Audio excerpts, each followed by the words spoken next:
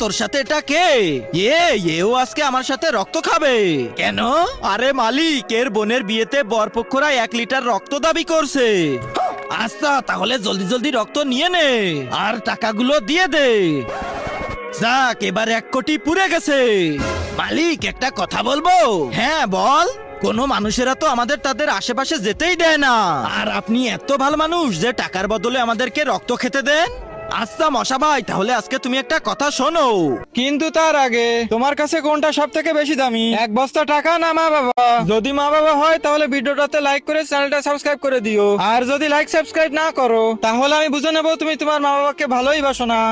আমার হইছে হলো ক্যান্সার। ক্যান্সার? তাহলে তুমি এই টাকা দিয়ে কি করবা?